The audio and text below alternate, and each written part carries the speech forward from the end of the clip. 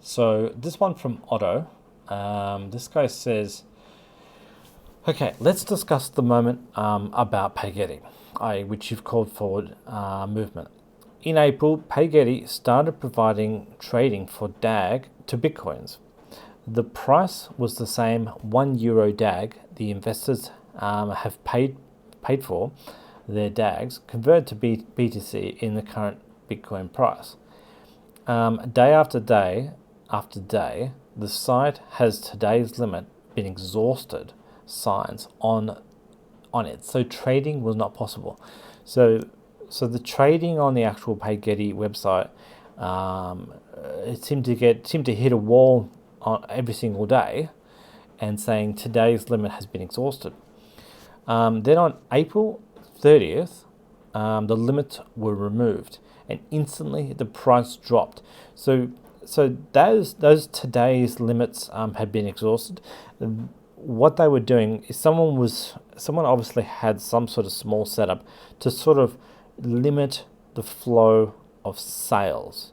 They actually tried to control it so that it wouldn't, so the price wouldn't fluctuate too much. So the price was really, one by one by one by one by one, just to kind of get things flowing very, very slowly. And when they removed the limits, instantly the price dropped, first to 67 cents in euro, and then to 50 cents, and then to 35, and then to 20. The bottom was somewhere around 17 cents. Now I looked back on the Dagcoin charts as I posted a chart which added potentially what this crash might have looked like, and I think it got to as low as even 11 cents or even 8 cents. So it did drop to very, very low levels here, and it says here slight recovery to 20 cents has happened. Apparently, the pain limit for selling is 1/5 of what the investors paid when they bought their coins. So there were people going out there and telling me that because they changed from 1 billion units to 9 billion units, that they got their 10 they got the 10 multiple coins. So if they had 100, they end up getting 1,000 coins or something like that, and that it went from $1 down to 10 cents. Some sort of easy mathematical divide, like splitting the coins into 10 segments, and then that way you've got more coins, but they are worth 10 times less. But that's not according to what this guy says. What this guy Otto says on the May 5th 2018 is that the price started at €1, and when the limits were removed, it dropped from to €67, then to 50 cent, and then to 35 cent, then to 20, and then to somewhere around 17 cents. So it was a crash. This is what happens when the actual trading account is real and people are trying to get out of Dagcoin. So all these people who are desperate to sell will crash the price. I mean, that other guy who we occasionally talk to, who says he's got 2 million units, which will take 4,000 years to sell. If you think about it, right? If the market was real, if SwipeX was legitimate, if he managed to somehow sell those 2 million DAG coins, and I mean, who knows if someone's actually going to go and buy 100? They would try to buy 100 out of his 2 million, so the price would just steadily go all the way down to zero. It would flat out go to 0 cents.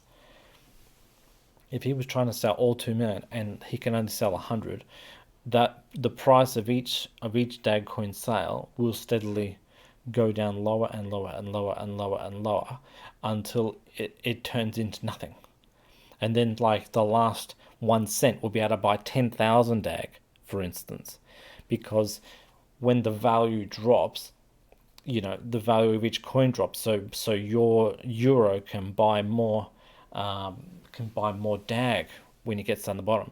So the value would have plummeted so hard that $1 could go out there and buy all of his 2 million DAG, for instance. Now I'm not saying that that's 100% correct. I'm just spitballing, but the value would drop so hard because the liquidity just drives straight up.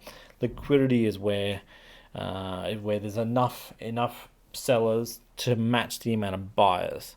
If there's enough buyers and enough sellers to compete with each other, they can trade all day long. But if you start running out of sellers, and so the amount of people who wish to sell dry up, there's no more people who want to sell anymore, well, then each buyer that walks in will buy the next highest coin as it goes up in price. And people will then, maybe a seller might say, well, okay, the price has gone up, I'll put in to sell at a higher price. And it's a vice versa when it goes down. So if there is more sellers and less, if there is less buyers and more sellers, then the price will crash, because the amount of buyers dries up and the amount of sellers just keep coming and the price will just drive down.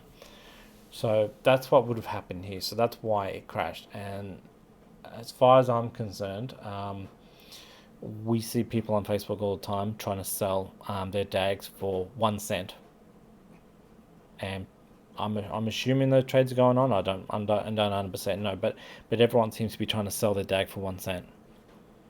I don't see anyone trying to sell their DAG for 60 cents. It just doesn't happen. Maybe they might sell some on the SwapX exchange, but everyone on Facebook is trying to sell for 1 cent. So go figure. I'll leave it at that now. Bye.